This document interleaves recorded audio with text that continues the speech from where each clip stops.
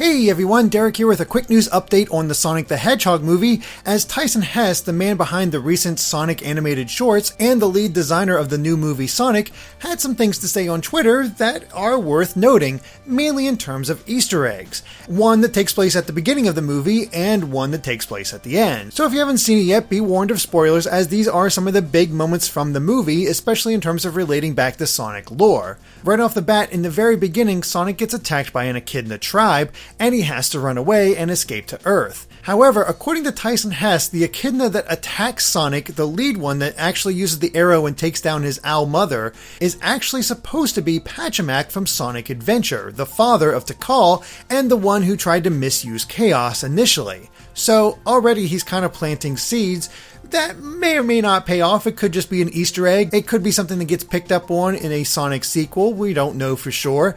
But he's also a major Sonic fan, so it kind of makes sense for him to throw that kind of thing in. But yeah, he worked on the movie, and it is intended to be Tikal's father. The other thing that he mentioned on his Twitter is that the post-credits scene was always something that was planned. He has seen people speculate that it had something to do with him showing up, but Tails was always there. He just helped with the design and turned his tracker into a one-handed Miles Electric.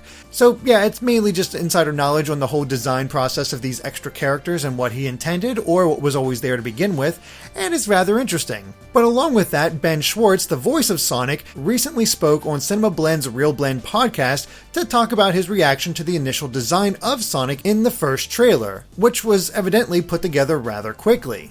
According to him, the first time he saw the design was with the trailer, and it obviously got a huge reaction, but he says that they had no idea if anyone would care. He knew gamers cared because, of course, they like video games and movies, but the biggest thing that they learned when it came out is that so many people were so vocal, and it just became this huge thing, and they were like, oh, people care a lot. Let's look at this and figure it out. He says he knows what the first design was going for, but in his head, the character always looked like the more cartoonish version from the final product. And so when he had this newer version, this more cartoony look for Sonic for the movie, that's what he saw in his head when he was doing the voice. So yeah, obviously he prefers the new design, but again, it looks like the previous design was thrown together pretty quickly. They didn't know how much people would care. They were just trying to get their footing, and it was just, well, here's the completed shots.